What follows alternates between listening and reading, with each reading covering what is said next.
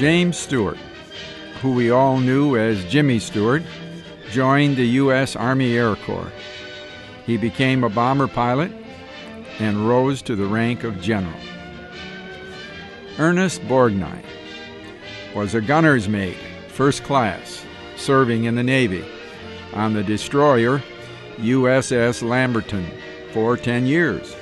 He then re-enlisted when Pearl Harbor was bombed. Walter Matthau. He joined the Army Air Corps, serving as a cryptographer, gunner, and radio man on the B-24.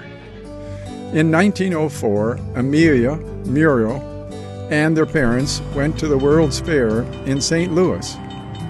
I am sure the family had good accommodations on the railroad, the father being a lawyer and railroad agent. The children returned to Atchison in the household of the grandparents. Grandma Otis once said that Amelia loves the outdoors. She climbs trees, rides horses. In the winter, she belly slams on her sled, going downhill just like a tomboy. She also shoots rats with a .22 rifle. WJR had been an NBC network station for many years previous. CBS was so pleased with the WJR switch, they sent Kate Smith to do her show from the Masonic Temple in Detroit to celebrate the event. During the Depression, people found comfort in listening to comedy.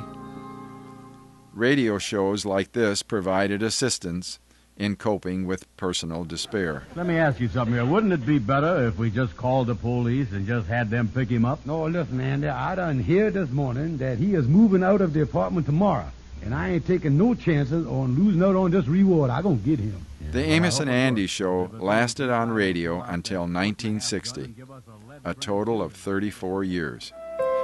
Samuel Langhorne Clemens, later known as Mark Twain, was born in Florida, Missouri in 1835. His father was a lawyer who also traded in land deals.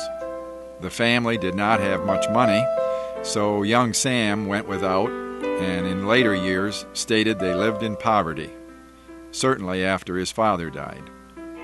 In early 1895, Mark Twain, America's favorite author and humorist, was in a courtroom facing a judge to work out his near-bankruptcy situation of $160,000 of debt. He was ordered to pay off all his creditors in full payment with interest. How could he do this when he was so deep in debt? He apparently told the judge about plans that he and Major James Pond had for an around-the-world tour, giving his lectures. The trip takes them across Lake Erie to the Detroit River, then into Lake St. Clair. The diary makes mention of New Venice on the St. Clair River.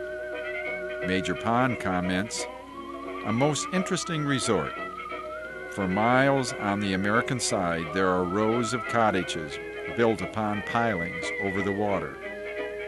This is a unique resort for wealthy people of Michigan, Ohio, and Indiana." On July 18th, they are on Lake Huron. As Mark Twain is on the deck enjoying the early morning breeze, many passengers make excuses to speak to him. One passenger gives him a shaving stone. The man said, "All you have to do is rub it on your face and the rough beard will disappear." There was unrest in many areas of Europe in the late 1700s due to the Napoleonic era. Napoleon had won many battles in Spain, Poland, and Italy, taking control in these countries. In 1849, 220,000 Irish leave ports in Ireland, mostly from Liverpool. This is near the peak of the Irish potato crop failure, and thousands of people are starving to death. Many young Irishmen actually had left for America during the cholera epidemic 20 years earlier because America was building canals. The Erie Canal, with their many contractors, needed cheap labor. Actually, there were salesmen coming to England, Germany, and Italy looking for laborers for manual labor and also skilled workers.